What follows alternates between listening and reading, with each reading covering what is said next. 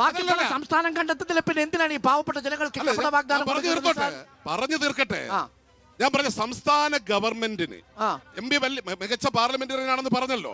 സംസ്ഥാന ഗവൺമെന്റിന് ലഭിക്കേണ്ട തുക തരാതിരുന്നപ്പോ അതിനെതിരായി സമരം ചെയ്തപ്പോഴും അത് നമുക്ക് ഇവർ കേന്ദ്ര ഗവൺമെന്റ് പറയുന്നത് ശരിയാണെന്ന് ന്യായം പറഞ്ഞ MP നമുക്ക് അത് രണ്ടാം ഘട്ടത്തിൽ ചർച്ച ചെയ്യണം. സാമ്പത്തിക പ്രശ്നം. പക്ഷേ എന്റെ നേരിട്ടുള്ള ചോദ്യം ഇതായിരുന്നു. സംസ്ഥാന സർക്കാർ പെൻഷൻ കൊടുക്കുന്നത് കേന്ദ്രത്തിന്റെ ഫണ്ട് ഉപയോഗിച്ചല്ല. അതിൽ 400 രൂപ മാത്രമേ കേന്ദ്ര വിഹിതമുള്ളൂ.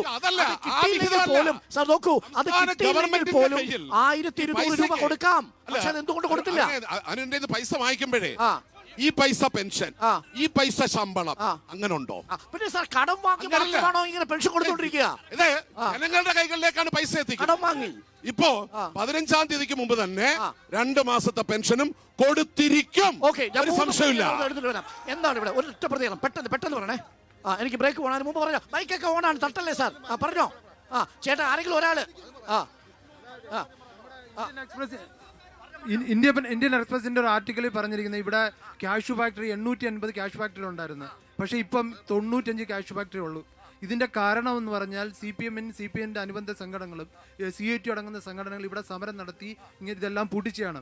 ഇതിനുള്ള എന്താ ഉത്തരം പറയാനുള്ളത്? ചോദിക്കുന്നത് ഇവിടെ ആരാ പ്രതികരിക്കുന്നത്? ഫാക്ടറി പൂട്ടാനേ അദ്ദേഹത്തിന് ഇപ്പോഴത്തെ ഈ സാഹചര്യത്തെ കുറിച്ച് അറിയാത്തതുകൊണ്ടാണ്. കാരണം കാഷ്യൂ ഫാക്ടറി പല രീതിയിൽ ഇന്ന് പുരോഗമിച്ച് മാറിയിട്ടുണ്ട്. ഇന്ന് മെഷീനറിയിലാണ് കൂടുതലും ചെയ്യുന്നത്. അത് മനസ്സിലാക്കണം. പത്രം വായിക്കാൻ പറയണം. ആരൊക്കെയാണ് മണ്ഡലത്തിൽ സാധ്യത? മണ്ഡലത്തിൽ സാധ്യത മുകേഷ് 1 ലക്ഷത്തിലധികം വോട്ടിന് ജയിക്കുമെന്ന് ഉറപ്പിച്ച് പറയുന്നു. 1 ലക്ഷം വോട്ടിന് മുകേഷ് MLA ജയിക്കും. എന്തുകൊണ്ട്? മുകേഷിന്റെ വികസന പ്രവർത്തനങ്ങളും അതോടൊപ്പം ഞാനൊരു പ്രവാസിയാണ്. പ്രവാസി സമൂഹത്തിന് വേണ്ടി ഈ പാർലമെന്റിൽ ഒരു ശബ്ദം ഉന്നയിക്കാൻ ഒരു MP ഇല്ലായിരുന്നു. കോൺഗ്രസിന് ഒറ്റ കാര്യം. കേരളം കണ്ട ഏറ്റവും മോശം നിയമസമാജികൻ കഴിഞ്ഞ 7.5 വർഷക്കാലത്തിനിടയിൽ കേരളം കണ്ട ഏറ്റവും മോശം നിയമസമാജികനായ മുകേഷിനെ കൊല്ലത്തിന്റെ വികസന നായകനായി കാട്ടേണ്ടി വന്നു. പേപ്പറിലൂടെ 1748 കോടി രൂപ വികസനം.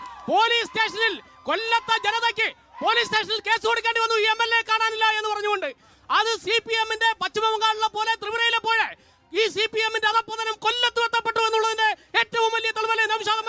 വോട്ടർമാർക്ക് ചോദ്യങ്ങളുണ്ട്.